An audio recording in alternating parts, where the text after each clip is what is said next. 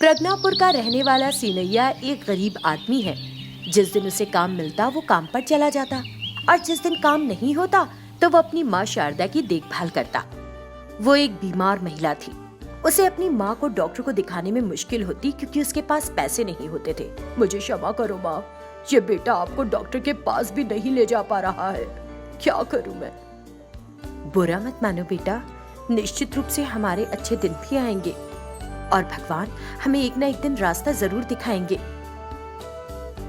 क्या करूं बताओ माँ, मजदूरी का काम भी नियमित रूप से नहीं मिल पाता। कभी मिलता है कभी नहीं मिलता। कम से कम रोज कुछ रकम मिल जाए तो अच्छा रहे, लेकिन मैं ऐसा कुछ भी नहीं ढूंढ पा रहा हूँ। वो अपनी माँ को बता रहा था और उदास महसूस कर रहा था। तब तक गांव के सरपंच के अधीन काम करने वाला भीमैया उनके घर आया। ओ सीनू, अरे सीनैया। उसने उसे 3-4 बार बुलाया। आवाज सुनकर सीनैया घर से बाहर आया तो भीमैया को सामने देखा। अरे भीमैया भैया, तुम इस तरह आज यहाँ कैसे आए? बात सुनो मेरी, सरपंच को उनकी बेटी के लिए घर में कोई चाहिए, तब मुझे तुम्हारी याद हो आई। तनख्वाह थोड़ी कम होगी लेकिन नियमित रूप से काम और खाने के लिए खाना भी होगा, इसलिए मैंने तुमको याद किया और बात बताने आया। बोलो क्या कहते हो? मैं सरपंच से जरूर मिलूंगा भैया। सीनैया ने ऐसा कहा तो भीमैया वहां से चला गया। सीनैया ने तब अपनी माँ को सारी बात बताई। माँ डरते हुए कहने लगी, सीनैया, सरपंच एक अच्छे आदमी है लेकिन उनकी बेटी तो बहुत घमंडी है। तुम सावधानी से बस उतना करो जितना कहा जाए। ठीक है माँ। इतना कहकर वो घर से निकल गया और कुछ मिनट में ही सरपंच के घर पहुंच गया। वहां घर के सामने सरपंच भूपति कुमार की बेटी भानुमति कुर्सी पर बैठी थी। एक घमंडी लड़की थी और वो कभी किसी की नहीं सुनती थी। सभी को उसकी सुननी पड़ती थी। अगर नहीं सुनते तो वो उसे एक बड़ा बुद्धा बना लेती और गुस्से में घर का सारा सामान तोड़ने लगती।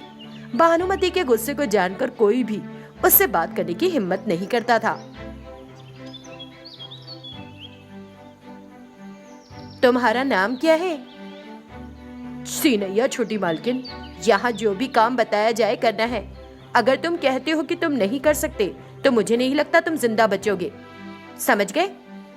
आप जो भी काम कहेंगी मैं करूंगा मालकिन, लेकिन मेरी माँ बीमार है। अगर आप कुछ एडवांस पैसे दे तो मैं अपनी माँ को डॉक्टर को दिखाऊंगा और कल से काम पर आ जाऊंगा, पक्के से। तुम मेरी बात मानोगे या नहीं मैं कैसे पता लगाऊं? उसके लिए तुम इस लकड़ी की कुर्सी को लेकर उस चट्टान पर धूप में खड़े होकर दिखाओ, तब मानूंगी। चलो खड़े हो जाओ। उसने सीनैया को टेस्ट करना चाहा। उसने कुर्सी ली और तेज धूप में पत्थर पर खड़ा हो गया। एक तरफ सूरज इतना गर्म था, दूसरी तरफ सिर पर लकड़ी की कुर्सी लिए चट्टान पर खड़े खड़े उसके पैर जल रहे थे। लेकिन उसने अपनी माँ के स्वास्थ्य के लिए ये सब कुछ सहन किया। इस तरह 1 घंटे के बाद उसने सीनैया को कुछ पैसे दिए और उसे जाने दिया। वो पैसा लेकर तुरंत अपनी माँ शारदा के पास आया, उसे एक ऑटो में ले गया और डॉक्टर को दिखाया, दवा खरीदी, माँ को घर छोड़ा। फिर दूसरे दिन सुबह भानुमति के पास वापस आया। जाओ और मेरे लिए कुछ गर्म दूध लेकर आओ। वो तुरंत रसोई में गया, दूध गर्म किया और वापस भानुमति के पास आया। उसने कहा कि दूध गर्म नहीं है और गुस्से में सीनैया के चेहरे पर फेंक दिया।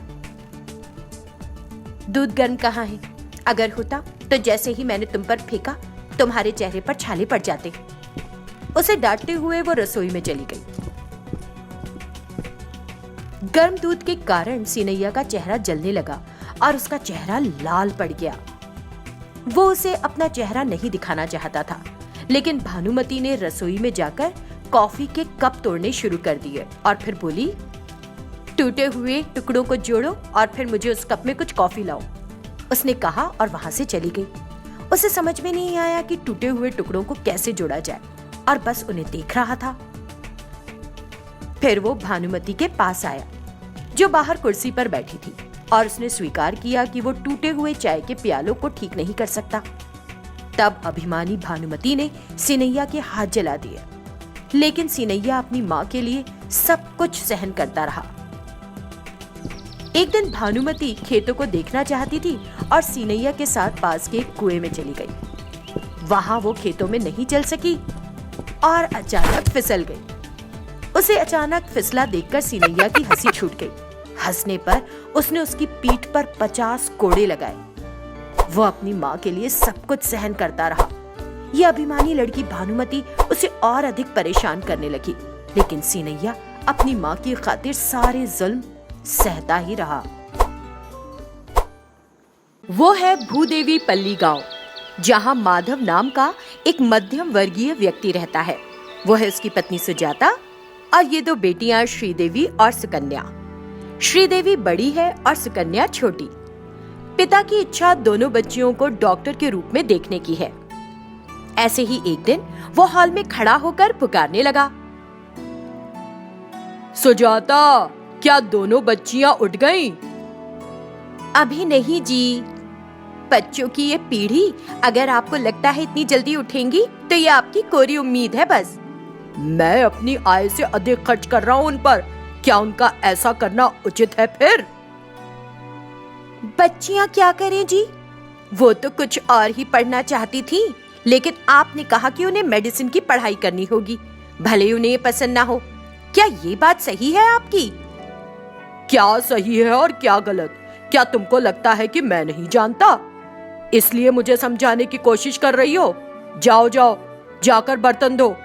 बर्तन के साथ साथ हम भी धुल रहे हैं आपके साथ। भौंकने वाले कुत्ते काटते नहीं, वैसे ही ज्यादा बोलने वाले कोई काम ठीक से नहीं करते।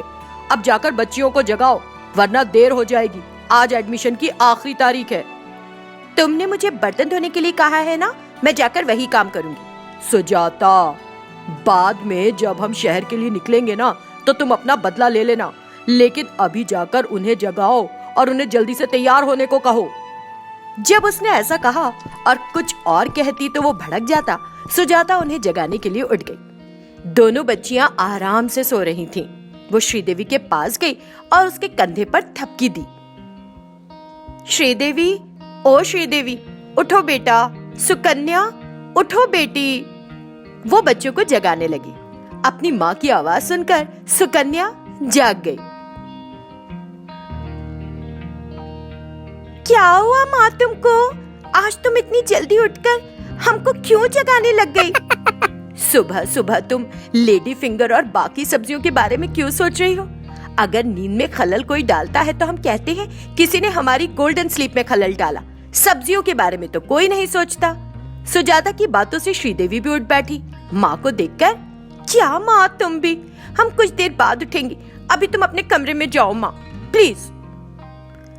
आज शहर जाना है कॉलेज में एडमिशन के लिए ना तुमको। उठो जल्दी, पापा सीढ़ियों से चिल्ला रहे हैं। कहाँ चिल्ला रहे हैं? हाथी की तरह, बिल्ली की तरह, दोनों की तरह नहीं, शेर की तरह दहाड़ रहे हैं। उसने ऐसा कहा और हॉल में आई।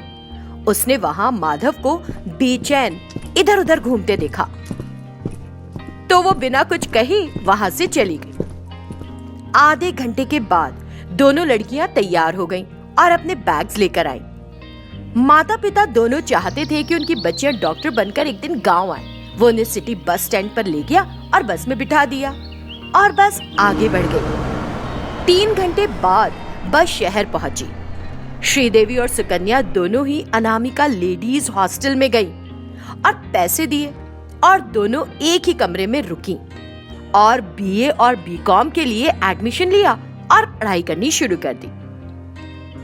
लेकिन उधर गांव में माधव सभी को ये बताने लगा कि दोनों बेटियां मेडिसिन की पढ़ाई कर रही हैं और डॉक्टर बनकर घर वापस आएंगी।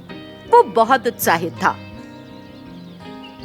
इस तरह कुछ साल बीत गए। दीदी, चलो, हमने अपना ग्रेजुएशन पूरा कर लिया, लेकिन हमारे पिता के अनुसार हमें एक डॉक्टर बनना चाहिए था। लेकिन हमने तो बी और बीकॉम किया, अब घर कैसे जाएंगे? यहाँ से हम ऑटो से बस स्टैंड जाते हैं और बस पकड़कर भूदेवी पल्ली पहुँचेंगे। वहाँ फिर एक ऑटो लेंगे और घर पहुँच जाएंगे। मैं तुमसे कुछ सीरियस बात कह रही हूँ और तुम मेरे साथ मजाक कर रही हो। देख बहन, हम जाकर एक एप्रन खरीदते हैं और गले में स्टेथोस्कोप लटका लेंगे और ऐसे घर जाएंगे। बाद में इत्मीनान से हम उन्हें अपनी ग्रेजुएशन के बारे में बताएंगे और उनसे हमें माफ करने के लिए कहेंगे। उन्होंने ऐसे सोचा और बस में चढ़कर घर पहुंच गई। वहां माधव ने उन्हें डॉक्टर के रूप में देखा और बहुत गर्वित महसूस किया। उसने उन्हें खूब सराहा। उसने पूरे गांव को बता दिया कि जो भी बीमार हो उन्हें आकर दिखाए और इलाज कराए। ये सुनकर सभी लोग अपनी बीमारी दिखाने आने लगे। तब दोनों बहनें किसी तरह शो को मैनेज करने की सोचने लगी। इसके लिए उन्होंने एक टेबल कुर्सी रखी और मरीजों की जांच करने का नाटक करने लगी। इस बीच सुधाकर वहां आया। बताओ क्या हुआ तुम्हें? कुत्ते ने काटा मैडम। जब कुत्ता तुम्हारा पीछा कर रहा था तो बिना भागे तुम कुत्ते के पास गए क्यों? उसने सोचा होगा कि एक हचडॉग है। बाद में उसे एहसास हुआ कि ये तो एक पागल कुत्ता है।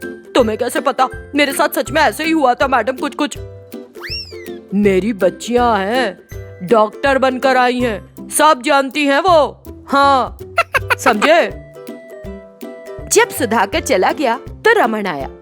बताइए क्या है आपकी प्रॉब्लम? आपने याददाश्त कम करने के लिए जो दवा दी थी वो वाकई बहुत कारगर थी डॉक्टर। मैं इसे कुछ दिन और खाऊं? बिल्कुल खाओ, क्योंकि मैं वो डॉक्टर नहीं हूँ जिसने आपको वो दवा दी थी। ये कहकर दोनों बहनें कुछ देर हंसती रही। रमना के जाने के बाद खुद को गांव की ब्यूटी समझने वाली रत्ना आई। बताओ रत्ना, क्या परेशानी है तुम्हारी? ग्लैमर बेटी, ग्लैमर। मैं इस ग्लैमर के लिए न्योछावर हूँ। प्लास्टिक सर्जरी करवाना चाहती हूँ। कीमत कितनी होगी इसकी? तुम लाओगी प्लास्टिक या हम करें इंतजाम? मेरे पास बहुत सारे प्लास्टिक के कंटेनर हैं। तुम कहो तो मैं उन्हें ही ले आती हूँ। इसके लिए 1 लाख रुपए खर्च होंगे, क्योंकि हमें प्लास्टिक को पिघलाकर फिर तुम्हारे शरीर पर चिपकाना होगा। और वो उस पर हंसने लगी। बाद में जब उन्होंने रात का खाना खाया तभी रंगम्मा पेट दर्द से घबराती हुई वहाँ आई। हे भगवान, मैं इस पेट दर्द को सहन नहीं कर पा रही, मुझे कुछ दवाई दे दो। हाँ, वो दर्द से करहा रही थी।